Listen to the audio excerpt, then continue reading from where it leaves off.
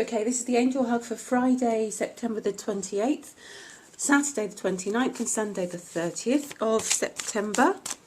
And trying to really speak up because I had some issues with sound on Monday. Right, Friday.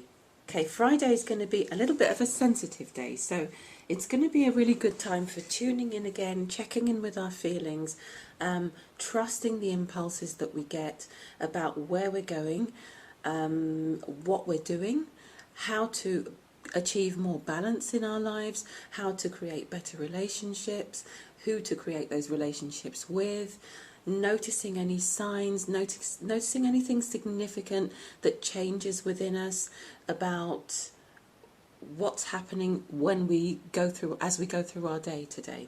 So in other words, just being aware of all of the impulses and all of the clairsentient vibratory changes that are happening. It feels to me that that's very much about changes, because as I'm kind of just trying to tune into what the other meanings are in this card and trying to access the energy of what the angels would like me to add to augment this message in the cards, is that it's about noticing when things change. So for example, you walk into a room, you feel okay, and by the time you leave, you don't feel okay.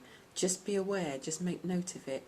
You spend time with a particular person, and before you actually go to meet them, you feel really positive and feel as if you can do anything, and your new idea is fantastic, and it's all going to work out great, and it's going to be, you know, totally the thing that you're supposed to be doing and what you're here for. And then by the time you leave them, you're thinking, meh, you know, I don't know. It's a great idea for someone else maybe, or maybe I didn't think it through properly.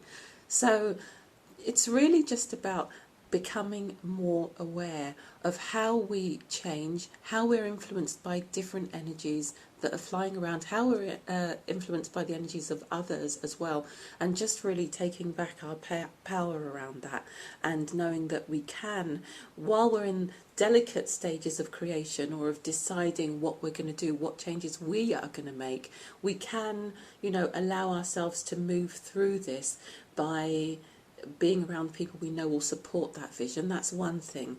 But another thing to remember is that we are dealing with lots of different energies that are moving around the planet at the moment. If you go into a space that feels different, where the energy feels thick or heavy or unpleasant in any way whatsoever, trust that.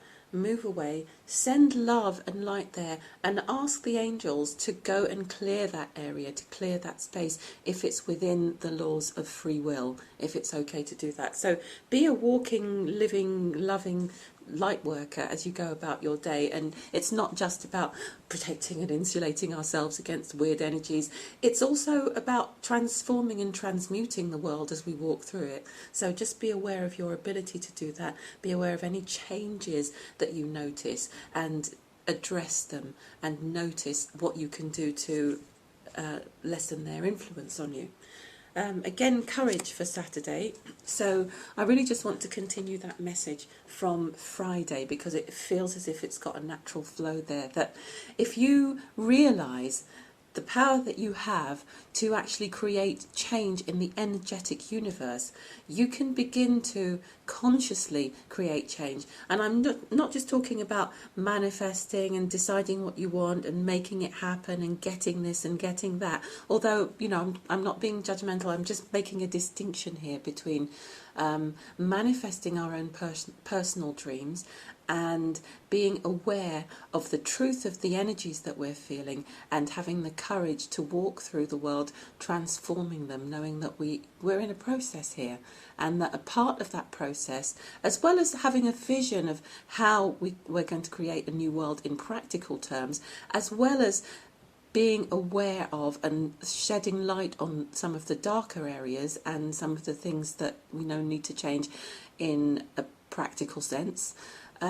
It's also about being aware that everything has a corresponding energy. So everything that you imagine is being done to us within the economy and the political structure and all of this other stuff, there is a corresponding energy to it. So that fear consciousness of the old hanging on is also being cleared energetically. So, and I'm not really giving a very in-depth explanation here. I could go on for a lot longer about this, but I know this is going to be, for the weekend, and I want to keep it reasonably short so that I can respect your time.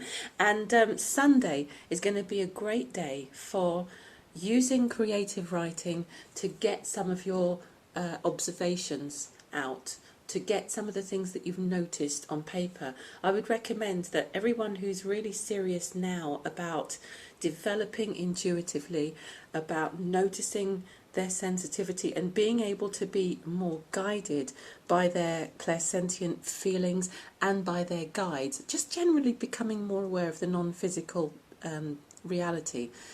If you're really convinced about that, keep a journal, start to make notes of things like dreams, anything that happens in meditations. I always get my students to do this on a regular basis, and then nag them quite a lot about it. But it's really, really useful because it gives you a frame of reference to look back on so that you can see how you're developing, so that you can also check on your impulses later and say, well, I felt this and I felt that about this connection or about that event or about that place.